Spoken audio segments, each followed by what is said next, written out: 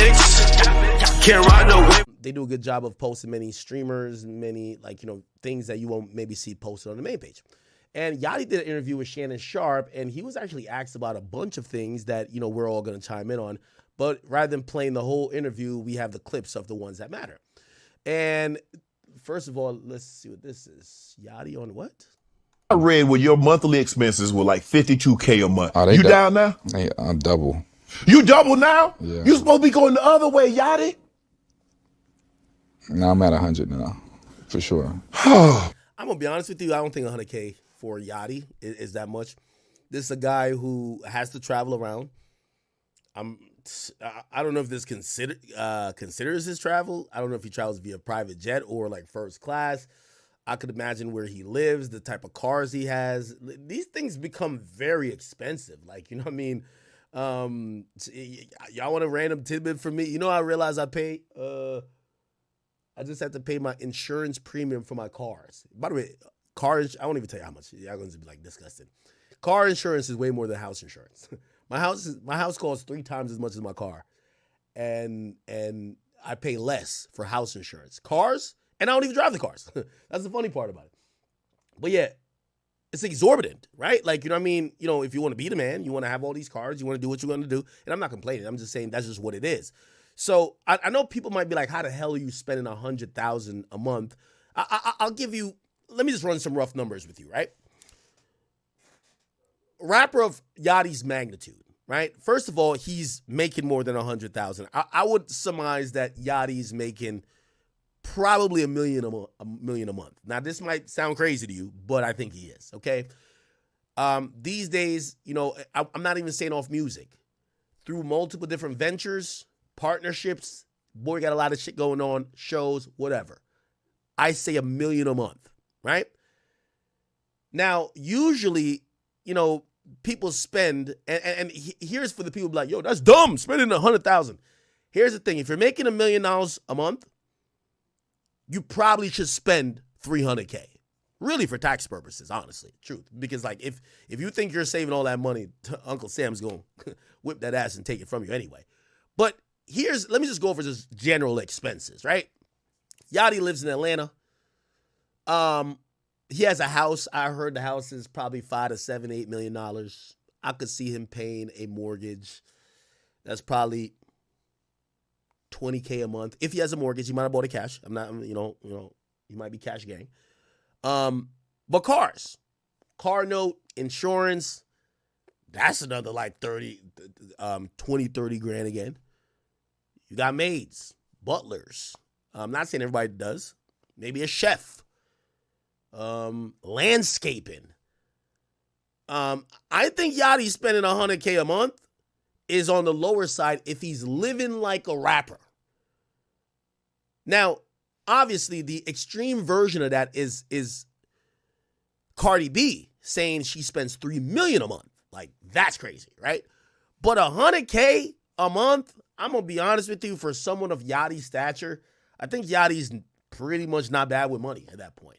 Now, has he probably fucked off some money before in the past? Yes, but like, yo, you just got to think about regular expenses. I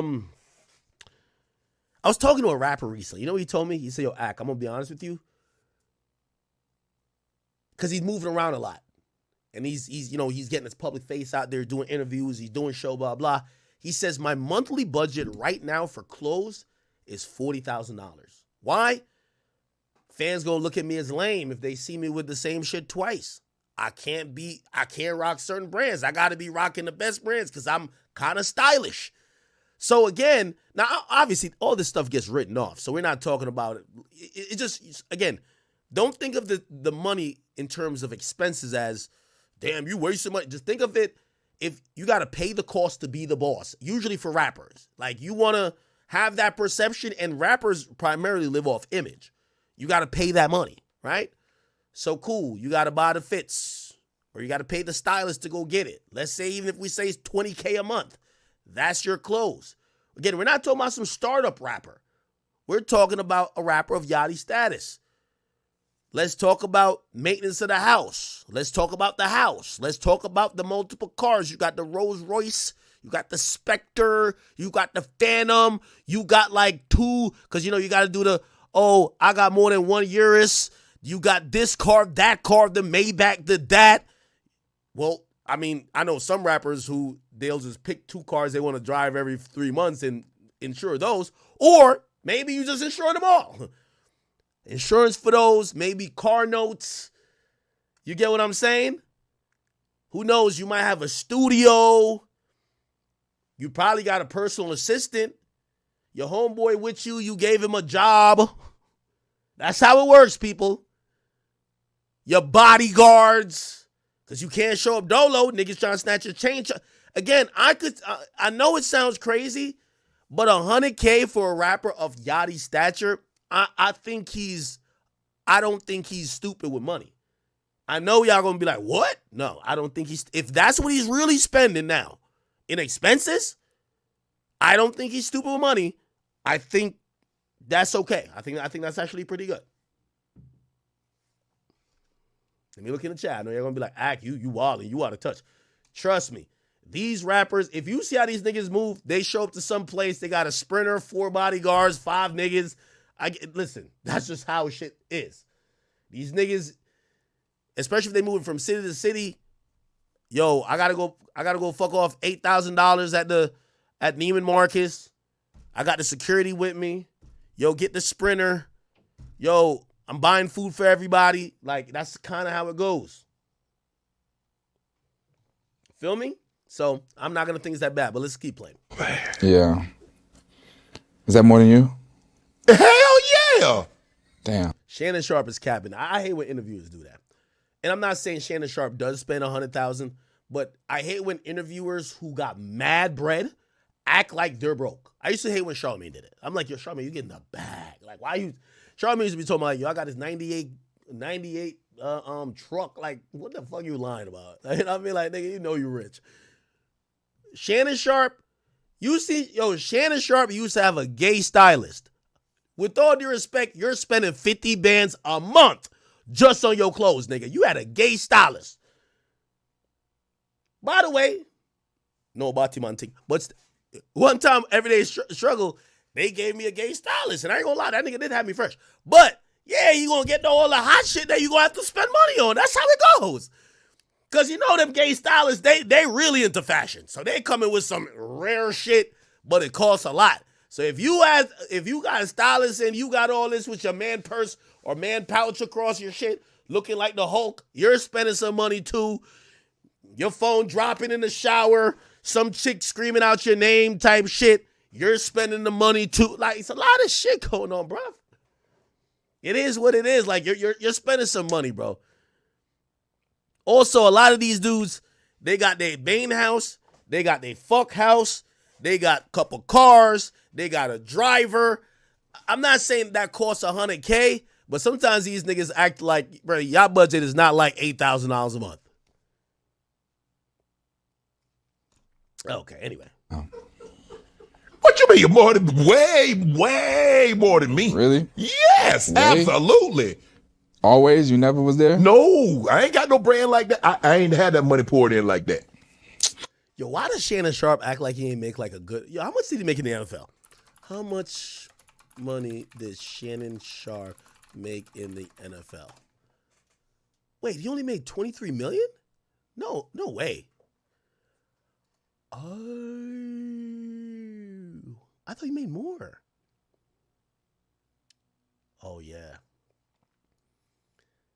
Hey, let me tell you another reason why NFL money is kind of like sport money be trash. I'm gonna tell you why. Because you're constantly in athlete mode. That's why your agent is trying to, like, most agents are trying to make you keep the money. Because how it goes is that $22 million is immediately chopped in half. Like, if you were an entrepreneur making $22 million, you would probably look for, you're mostly investing money into what you're getting, so you get to keep more. So a sport player instantly only keeps half because it's just too much and too exorbitant. Like, even like, let's say LeBron. LeBron could say, yo, I spent $1 million on my body. Okay, well, you're getting paid $45 million this year, brother. So $1 million ain't taxable. The rest of the 44, what you doing? Now, granted, at this point, LeBron got mad business. He could be like, oh, no, we invested. But he's moving around money, and he probably has a whole group doing it for him. But most athletes, yeah, they get that money. And because they're current in athletics, they don't have enough businesses and everything to offset that money that they keep the money. So it's like you see 22 million, but it's 11. And then it's 11, then you take 20%, and 20% of the 22 is really 4 to 5. You cut that in half. So really, that 11 goes to, what is it? That 11 is like 9. Then they got like a manager, basically like $6-7 million. That's what that, like, I ain't gonna lie, sport money, you know, of course, you know, if a athlete really wanted to keep that full bag, nigga, they would be just, once you get your contract, you invest the whole contract. You got to invest the whole contract, nigga. You know what I mean? Because the worst money is money that you get that doesn't go back out. At least you could tell the government, oh, no, I used it. I was trying to make more money. You know, and you could say, well, I took a loss. Or you could be like, da. But if you just have this in the bank, they're going to be like, give me half, nigga. Stop playing. All right. Oh, I thought he made more. That's cap. Why is you saying here capping me? Yachty. I'm gonna tell you one thing. I do. I'm a professional pocket watcher. Okay. Right? All I do is watch people. Whoa, Yachty, you just stole my phrase. Yo, Chad, I'm the professional pocket watcher. Yachty, yo, that's crazy.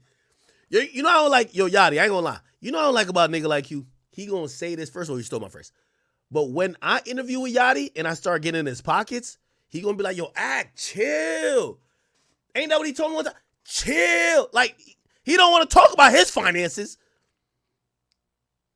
I want to get up in your pockets. Pause. But it's all I do. Okay. And last night I was on Club Shay Shay YouTube channel, and these views are substantial. And I know how YouTube payment goes, and I know how ad revenue goes. You do all right. I do okay. So, you do damn okay in capital letters.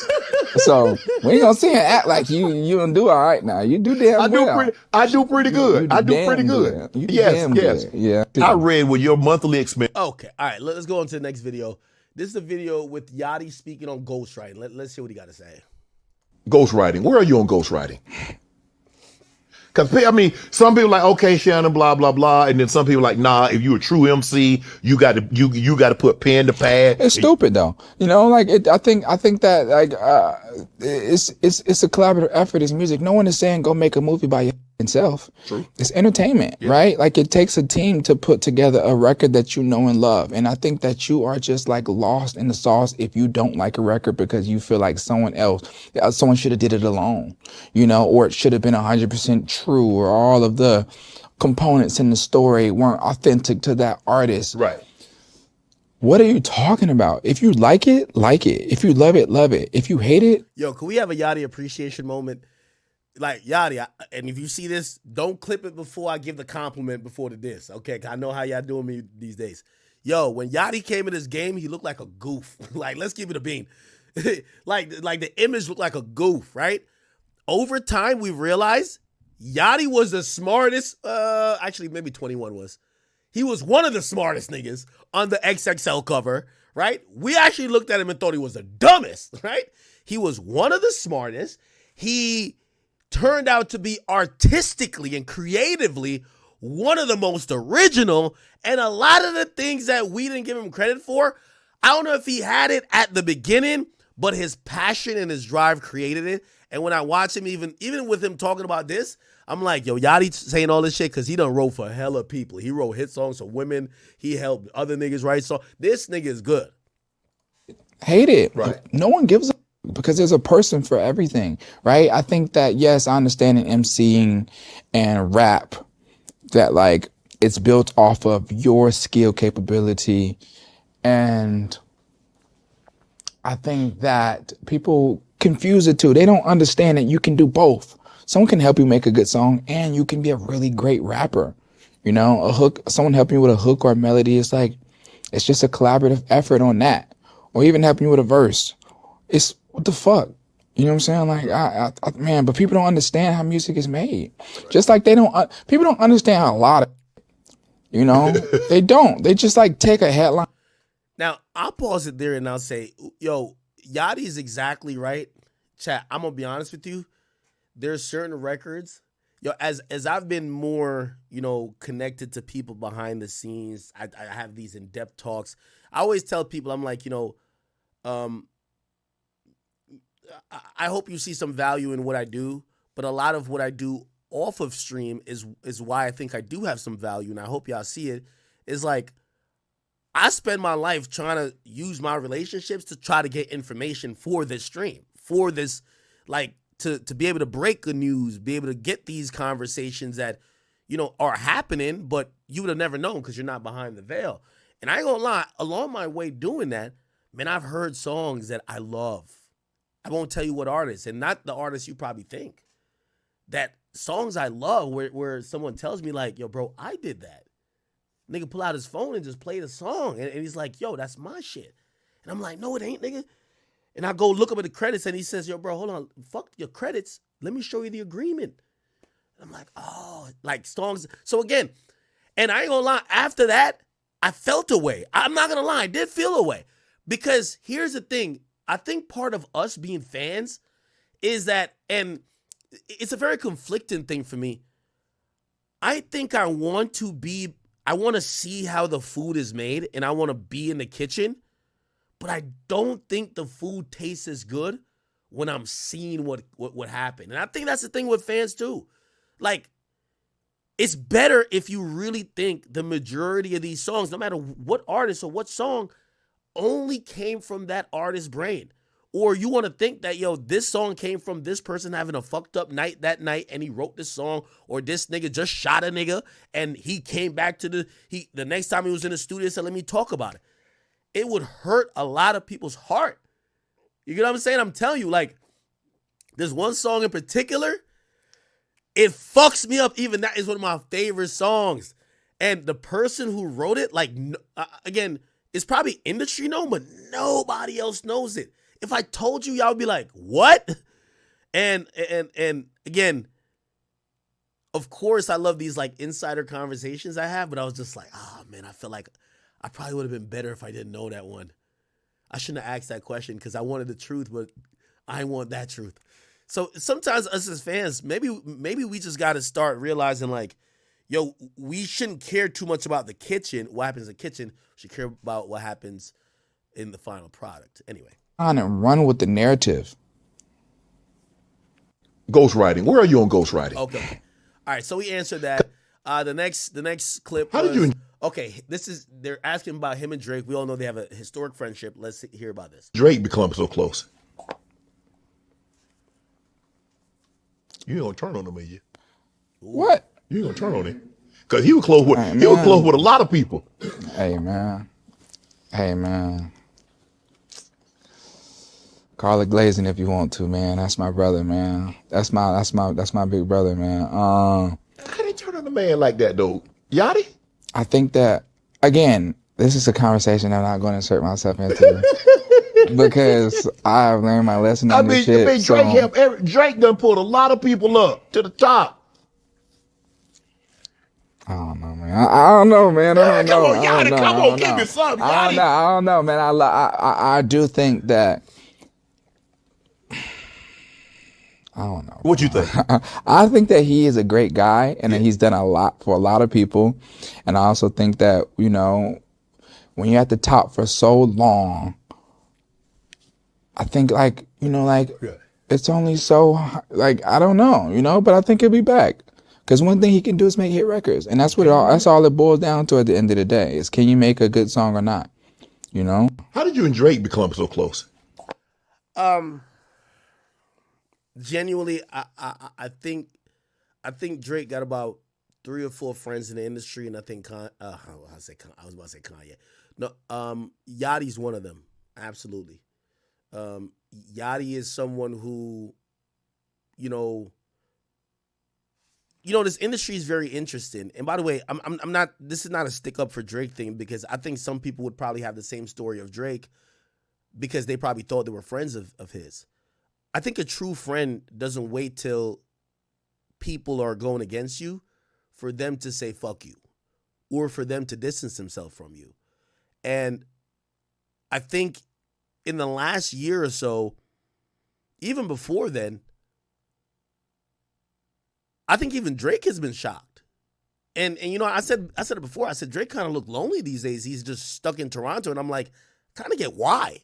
It's not that he's stuck in Toronto. He can go anywhere he wants. He's in Australia now. But you know what? You know what the operative thing is that, bro, why go fake kick it with these guys when shit gets real? They're featured on the guys' albums trying to kill your career. They're trying to help behind the scenes push these narratives that's hurting you. You have some of these dudes get a diamond record, and when a song dissing you comes on, they're like, play it. It's all type of shit. So I understand, like, yo, you kind of sit back, and I think that's where Drake has been feeling. And if you wonder about like Drake and like Yachty, I think that's an interesting relationship because I think Yachty's not gonna switch on him. I think Yachty's his guy. But here's the thing too, though. I don't think Yachty needs to or should. Because here's the thing. You hope that when you're under attack, your friends start firing back at the ops. I don't think Drake got no friend like that. And that's even with all due respect to Yachty. Like, I don't think Yachty will switch on him, but I don't think Yachty will inherit his problems. You see, a real friend, and this is the thing about the industry, a real friend says, yo, when we show up to the club, oh, them niggas ain't in there that you don't like? Well, I don't like them neither. If you not fucking with him, I'm not fucking with him. If you say fuck him, I say fuck him. It's not the industry. The best you could get is a nigga who said, yeah, bro, even if you not up right now, according to the masses, or if niggas saying that, oh, you about to catch an L or whatever, I'm not going to switch on you because I want to be the bandwagon nigga always seen on the winning side. That's as best as you could get. But in real life, a real friend going to be like, yo, if you don't fuck with him, I don't fuck with him. If you don't like them niggas, yo, you let me know what we doing. If it's war, it's war. If you swing first, I'm coming over your shoulder, hitting that nigga too. That's a real friend. That's not the industry. And I think Drake has probably realized that. And I don't know if Drake kind of knew or was cognizant of like maybe some of these relationships, but I think he knows that now. But do I think Yachty's a solid dude that got Drake back? Of course. He got Drake back. But I don't think nobody in this industry, maybe I could find like two people I'm like, yo, if this nigga say fuck somebody, he's saying fuck. But the majority, like, you can't expect that of anybody unless it's a nigga you've been in wars with. I guess, yeah, Yayo and 50. If 50 say fuck somebody, Yayo's with it. Yeah. Okay, yeah. 50 Yayo.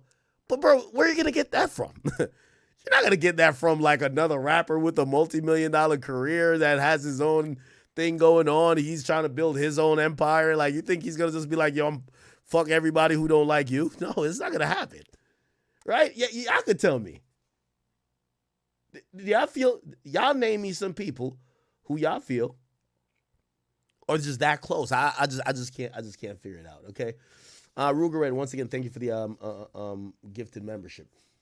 Somebody said Chubbs. Yeah, but they're not rappers. So Chubbs isn't a rapper.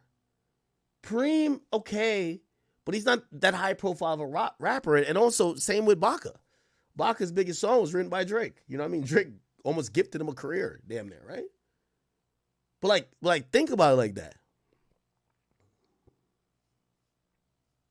Somebody said Drake and 21. I think 21 fucks with Drake and Rods. I do. But here's the thing, though. You see, 21's a street nigga. So for 21, unless it gets to some street shit, he's not gonna be on some, nah, fuck this nigga type shit. You know what I'm saying? Like, this is a nigga who, and I've talked to him about that before. Like, me and Meek getting on the phone was about that. He was just like, yo, this some music shit.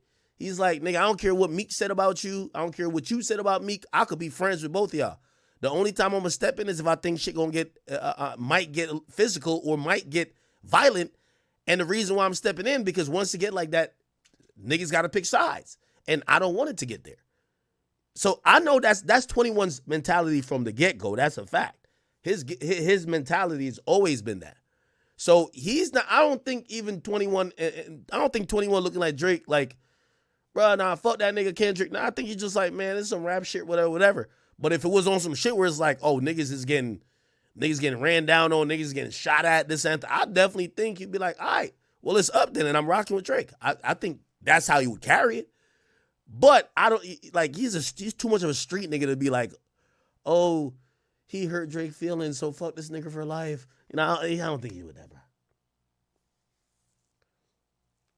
Chris Brown and T-Pain, that's like random. Somebody said Khaled riding with Ross. I don't know. Anyway. Okay, next clip. Let's go. Is rap, hip hop. Yes. Because we talked a lot about it. Is hip hop dead? Is it ever going to be what it was once? I don't think so. I don't think it's dead, or I don't think it's dead. Okay. I think that you have periods in life where things, slow down and people figure things out. But I don't think it's dead. I think that there's a lot of dead talent in it. Right. But I think there's also a lot of really great talent that doesn't get the light. I think that I do think there's a lot of whack artists weighing it down. Yeah, and they do superficial things, like these marketing schemes that go on.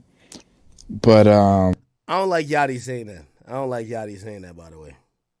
And the reason why I don't like Yachty saying that, because they said that about you, and they weren't giving you the benefit of the doubt to understand your vision until years later. So you saying that, you saying that is almost kind of like ignoring that when you first came, like, niggas literally called you the wackest rapper alive, brother. Like, and now everybody who called you that started giving you props and basically said, oh no, he might be a genius.